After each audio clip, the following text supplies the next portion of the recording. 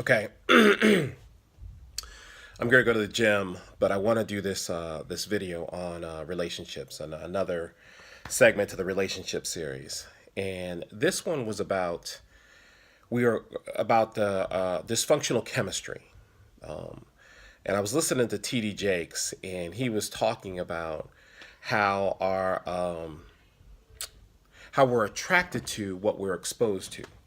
And basically, what he was saying is what we have regularly experienced in life, what we've regularly trained ourselves to think, hear, see, and feel, we will gravitate towards.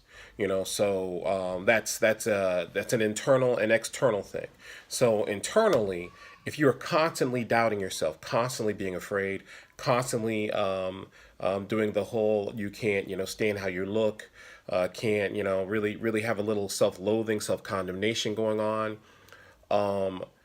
you're going to gravitate towards an environment that supports that.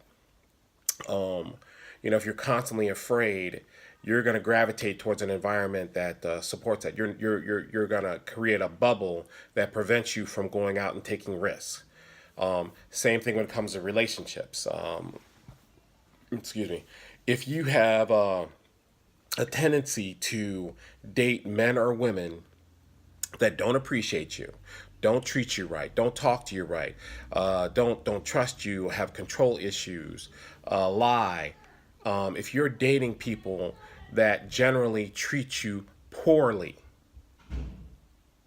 and you have made a habit of dating those kind of people, that's the reason why you keep finding them. That's the reason why you ever hear somebody say, I keep finding the same guy. I keep dating the same kind of woman. It's because you're drawn to them. You're not drawn to the nice guy. You're not drawn to the woman that's about her career, that's educated. You're not drawn to that. Um, Hold on, I think my wife's coming. Okay, no, she's not. Um, you're not drawn to what's healthy. Same thing with eating. I grew up eating Pop Tarts, McDonald's, cereal. I love bread. I love carbs. And that's how I grew up. I grew up using food to emotionally soothe me. So growing up, whenever there's stress, whenever there's frustration, whenever I want to celebrate, the first thing I think about is food. Well, then after that, it's sex, but that's another issue. But we're drawn to what we've exposed ourselves to. So people, and this is why I tell people who've been struggling with depression.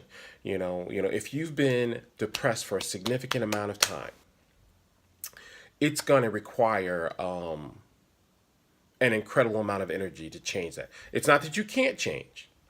It's just that it's like the core of your soul is depressed, and so it has its own gravity. So every time you try to venture out away from that, the gravity will pull you back.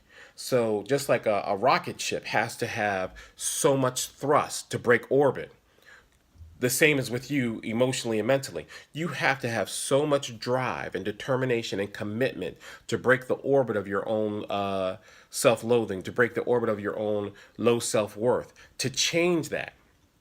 And to stay committed to that path until that becomes the new normal.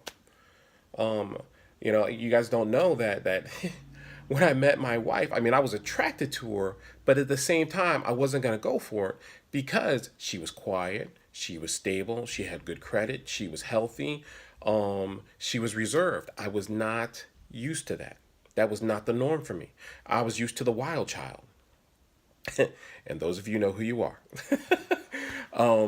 But what I was attracted to, what my chemistry worked with, was not the best for me.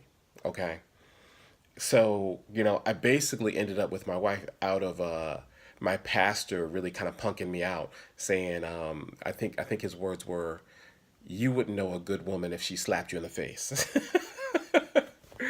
and it really kind of challenged me. And you guys know I will rise to the challenge.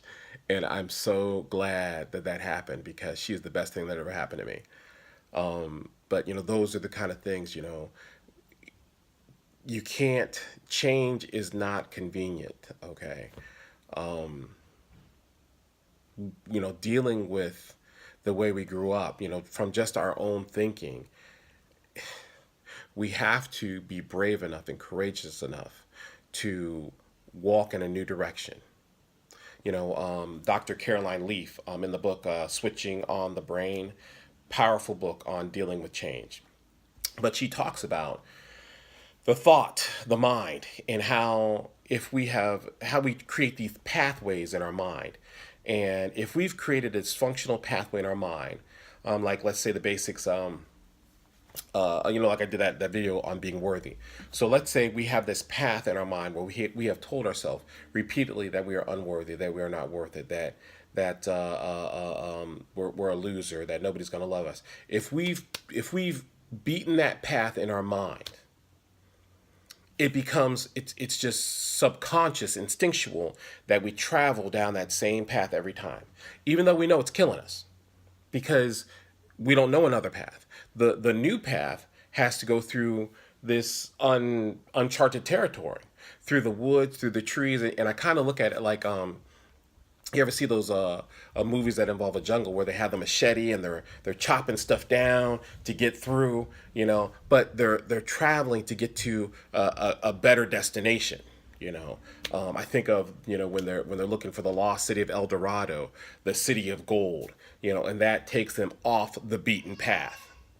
So for us to really experience something incredible, we have to go off the beaten path in our mind. Okay?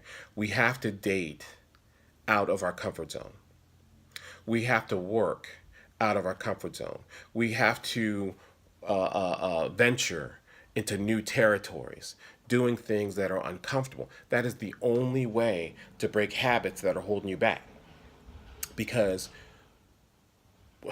subconsciously, we're just so incredibly pulled towards what we've been exposed to. And a lot of us have been exposed to negative crap.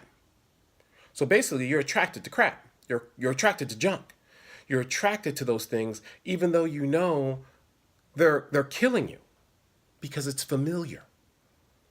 So in order for us to be successful in all these areas that we've been talking about, especially sobriety, okay, especially sobriety, for those of us that have been in active addiction or in and out of addiction for years, you have to permanently set your path into new territories and don't turn back. And I know that sounds simple, and we all know that it's not simple, but it has to be done. There's no other way. There's no other way. Okay, you got to walk in into a new land, into new lands with new people, to create a new identity. The identity of addictions has taken you over, so it's time for us to recreate a new identity of you being who you're meant to be. And that's all in my new book. Okay. I think Bam is done editing it. I think she'll be done today, and then we're going straight to press. It's coming out. So it's going to have a lot about addictions to really kind of inform the family and the individual on how to successfully treat themselves and seek treatment in the most beneficial way possible. So that's what's coming out, coming soon, to a theater near you. So that's pretty much my take today on just developing a healthy chemistry that will really actually bring satisfaction instead of sickness into your life. Okay. If you guys have any questions or thoughts, please feel free to call me. Love you guys.